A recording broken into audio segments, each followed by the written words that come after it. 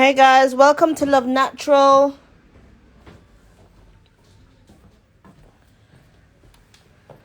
I'm just waiting for a few more people to check in.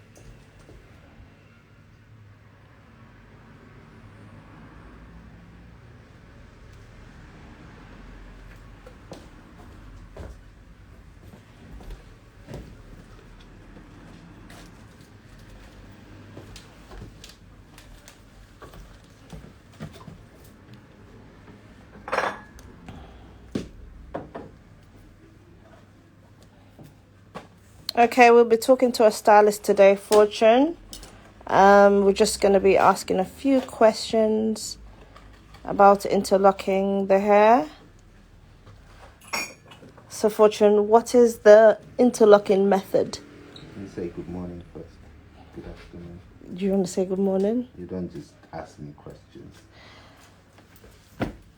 Good afternoon, Fortune. Fortune, hi. Hi, how are you doing, man? We're good. Now, we're going to be talking about interlocking, so we just want to know what's the interlocking method. Okay, so interlocking is when you use a needle and nothing else, pretty much. So I can use the needle to part the hair and also interlock the hair. So you're tying knots within the locks, but also trying to maintain a smooth pattern into it so it doesn't show the bumps. How you do that is you use different angles when you're doing it instead of doing it from the same angle. Doing it from the same angle will be passing it through the same hole, and that creates a fork at the bottom and it looks a split like that.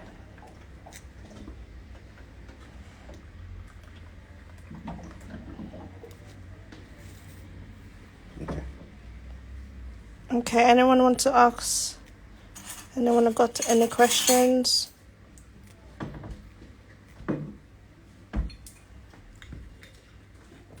Okay, we're going to move on to the other question. How often should should they interlock their hair? Started time is about 6 to 8 weeks, depending on how quickly the hair grows. That's an individual bit.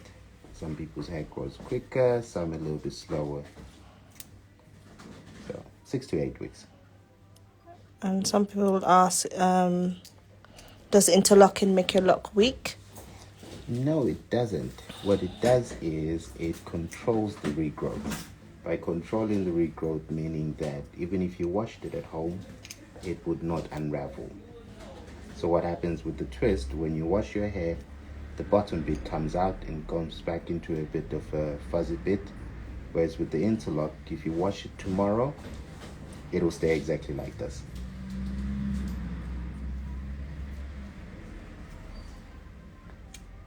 Would you say interlocking is bad for the hair? Depending on the texture, some textures we wouldn't advise them to interlock the hair. So most of the time we interlock the hair with people that have got hair that comes out a lot quicker. In terms of when they twist it, the curls are a lot looser. It doesn't hold when they twist it. So the more softer the hair, looser curls would suggest do an interlock. Tighter the curls, the hair holds better, retwist.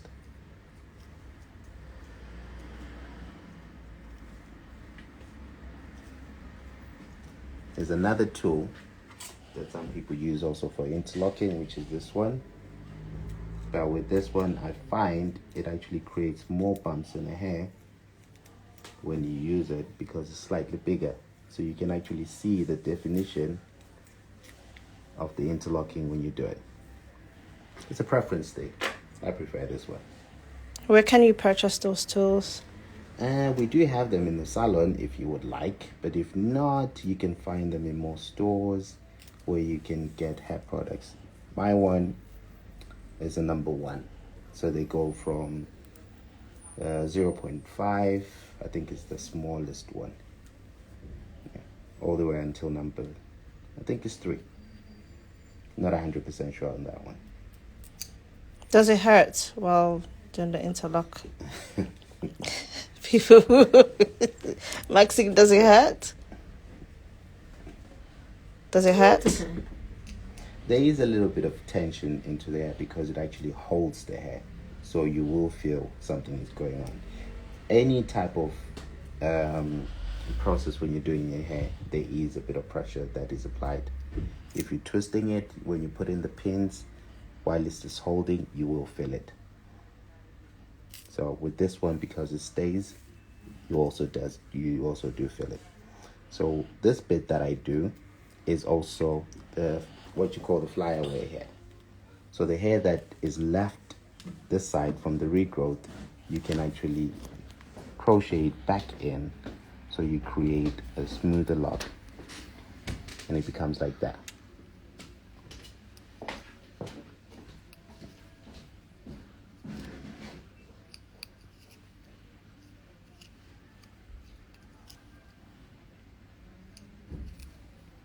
So that's the different angles. You don't repeat the same hole at the back to back.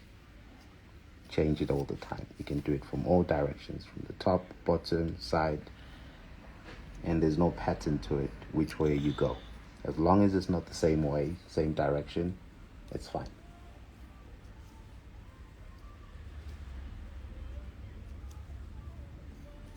Preferably the opposite one will be great to the last one.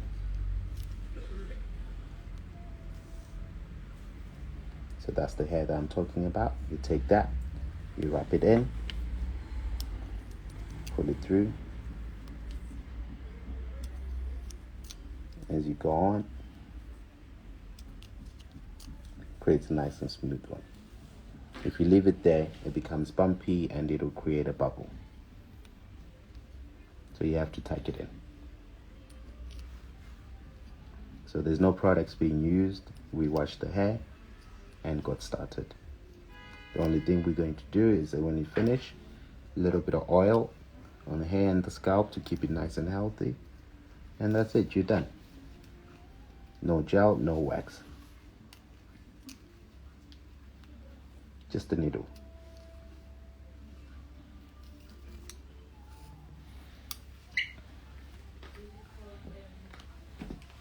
Okay, guys, I guess that's it in terms of interlocking the hair. Any questions, you can send them through. We'll sure to answer them.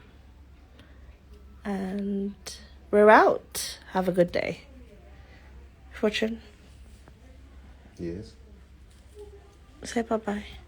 Bon voyage. Can someone ask, what's this question? Can one alternate palm roll and interlocking? Yes, you can.